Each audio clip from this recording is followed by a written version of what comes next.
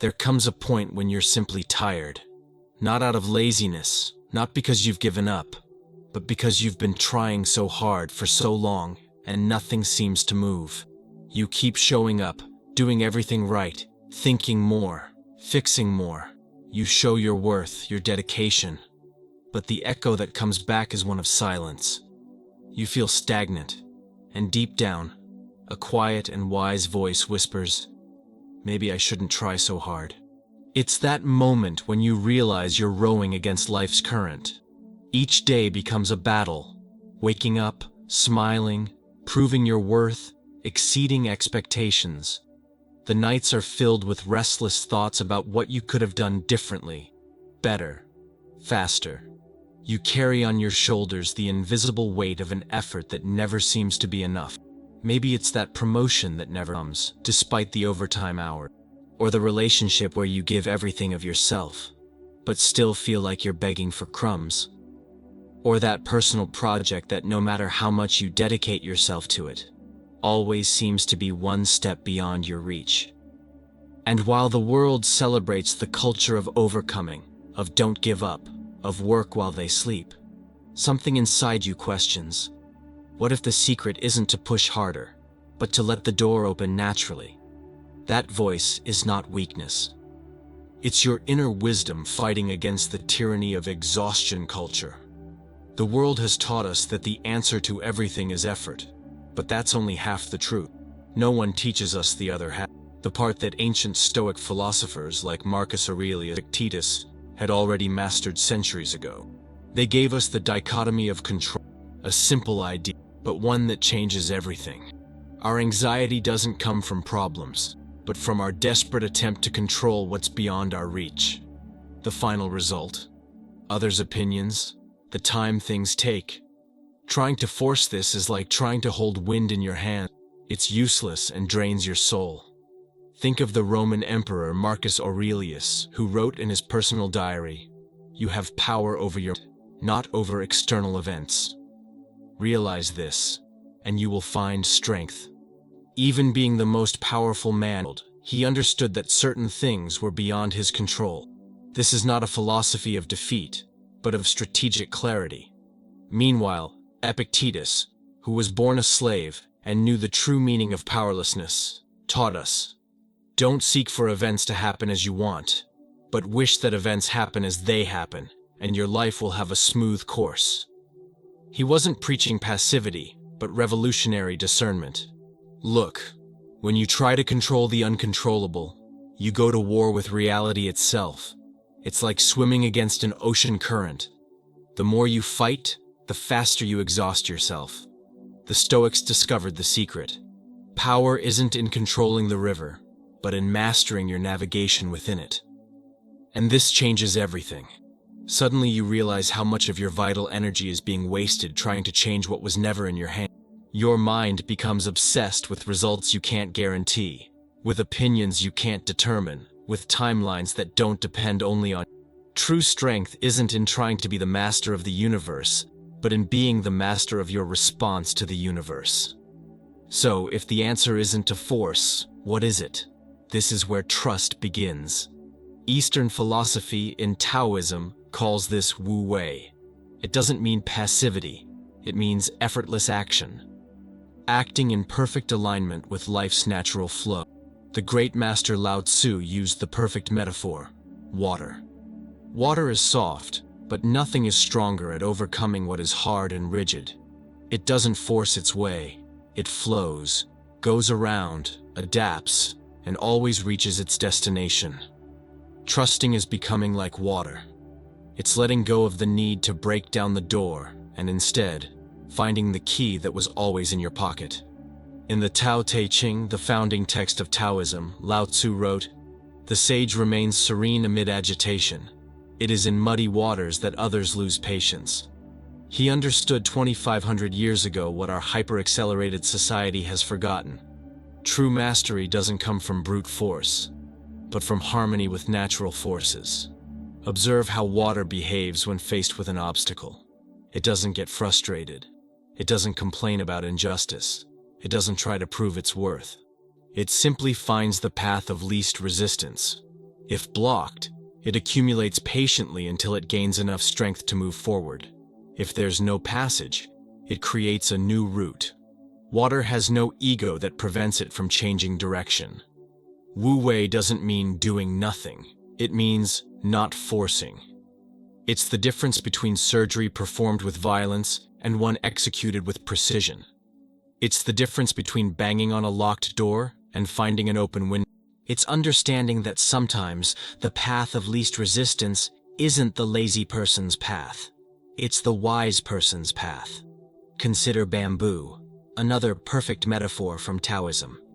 It's flexible enough to bend completely under strong winds, but resilient enough to return to its original position when the storm passes. Meanwhile, the rigid and powerful oak, which resists and fights against the storm, is often the one that breaks. Bamboo's flexibility isn't weakness. It's the secret source of its strength. Taoism teaches us about the power of non-resistance. When you stop fighting against the nature of a situation and start working with it, you release an extraordinary amount. Energy that was previously consumed in resistance now becomes available for creativity, for intuition, for joy. Think of the truly confident people you know. They're not constantly trying to prove they're not always talking about how hard they work. They possess an almost magnetic quality. Things seem to come to them, opportunities find them, people are naturally drawn to their orbit. Not because they desperately pursue, but because they emanate a confidence that attracts. True confidence manifests when you pause the constant need to control, manipulate, and force results. It's like an experienced swimmer who stops fighting the current and learns to use it to their advantage. It's the difference between exhaustion and excellence. Think of the beginner musician who consciously strains at every note, tense and awkward. Compare them to the master who lets music flow through them, with apparent effortlessness, in perfect harmony with their instrument. Both are doing, but one is forcing, while the other is flowing. One is working against themselves, the other works with their natural ability, and you've experienced this, even without realizing. Remember those rare moments when everything seemed to fall into place perfectly? When ideas came easily, when doors opened effortlessly, when you were so immersed in the moment that you even forgot to check the time? That's Wu Wei. It's not supernatural. It's your natural state when you remove resistance. The paradox runs deep. The more you cling, the less you receive. The more you chase, the more distant your goal becomes. And the more you trust and align with life's natural flow, the more the things you desire begin to manifest without the draining effort of. Lao Tzu said, "Nature does not hurry, yet everything is accomplished. Observe how a flower opens. It doesn't force its petals. It simply responds to the sun's warmth at the right moment, following life's natural rhythm. And yet, infallibly, it reaches its full expression of beauty." True confidence doesn't come from believing you can control everything. It comes from knowing you can navigate any situation, adapting like water, maintaining your essence while changing your form. It's understanding that you don't need to push the river. You are the river. And when you finally learn to trust, something strange and magical happens. Modern psychology calls this state flow, a concept studied by psychologist Mihaly Csikszentmihalyi. It's the state of total immersion, where action becomes light and time disappears. In his revolutionary research, Csikszentmihalyi discovered that flow is the mental state where people report the deepest levels of satisfaction and fulfillment. It's that moment when you're completely absorbed in what you're doing, where your skills perfectly meet the challenge before. Not too easy to bore, not too difficult to frustrate. In this state, your self-consciousness diminishes, your perception of time alters, and you become almost one with the activity. Think of a jazz musician improvising. They're not consciously thinking about each note. They're simply allowing music to flow through them. Or the athlete in the zone. They're not calculating each movement. Their body knows exactly what to do. It's the moment when you stop thinking and start being. In his studies with thousands of people around the world, Csikszentmihalyi discovered something surprising. This transcendent state of flow is universally recognized across all cultures, ages, and professions.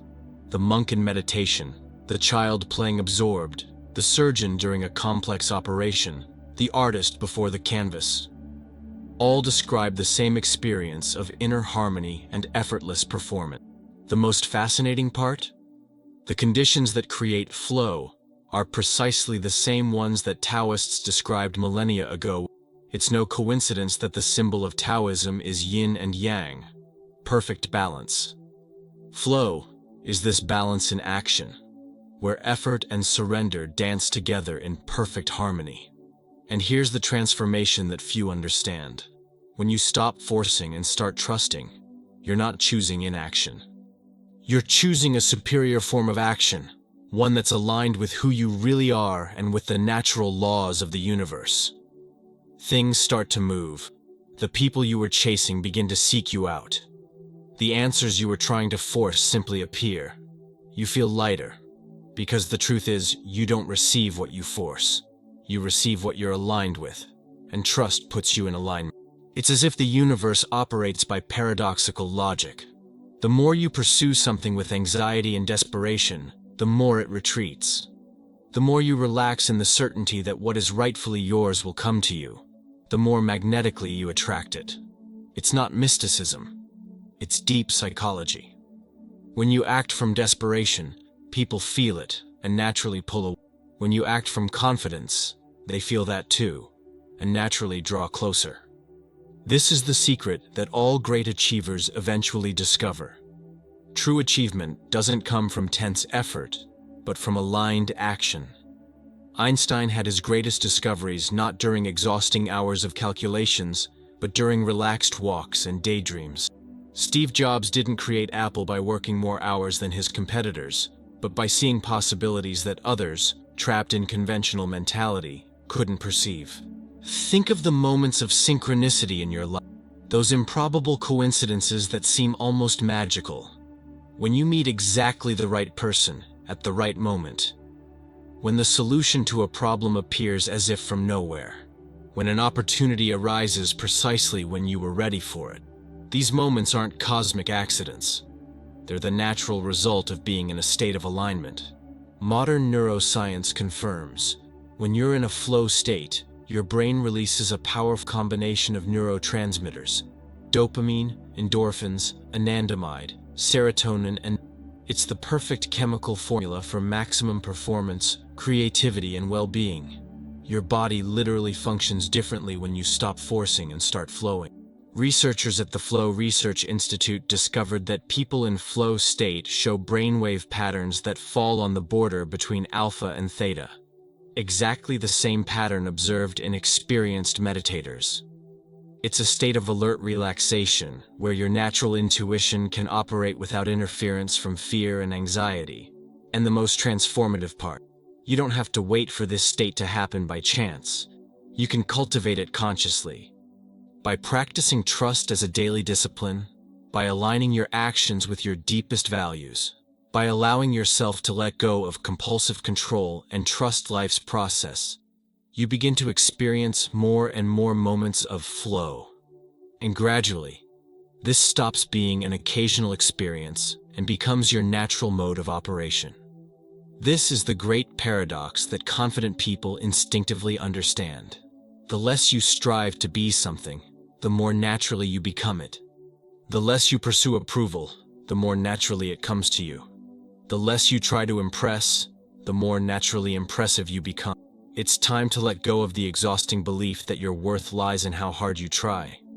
Your worth lies in who you are, and when you operate from that truth, effort stops being a struggle and transforms into expression, as natural as breathing, as powerful as water that, with patience and persistence, sculpts even the hardest mountains. Trusting isn't weakness, it's power. It's the conscious choice to stop leaking your energy with fear and start investing it in peace. It's understanding that your worth isn't in your exhaustion, it's in your presence. Stop forcing, start allowing.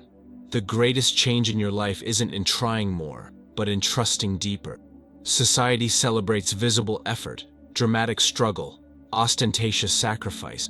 But the true masters of life know there's a wiser path.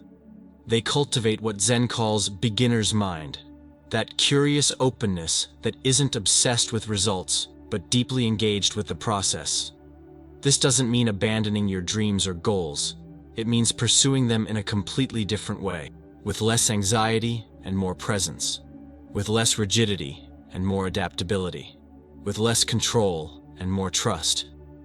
It's the difference between clenching a fist with all your strength, which can only be maintained for a limited time, and keeping a firm but relaxed hand, capable of responding to whatever comes.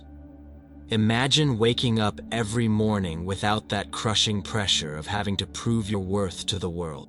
Imagine pursuing your goals with a sense of curiosity and lightness instead of desperation and obligation.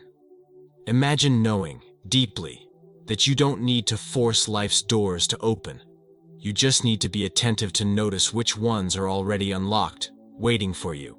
This is the invitation I make to you today. Experiment with letting go, just a little, of the reins of control. Observe what happens when you trust life's flow, when you allow your natural intuition to guide you, when you align with who instead of who you think you should be. If this message touched you, if it helped you feel a little more peace, join this community. Like this video, subscribe to the channel for more reminders like this. And to anchor this new mindset, leave the word alignment in the comments. Because the moment you stop forcing, you finally start allowing. And always remember the immortal words of Lao Tzu. Nature does not hurry, and yet everything is accomplished. Maybe it's time to trust that the same applies to your life. Thank you, and until the next video.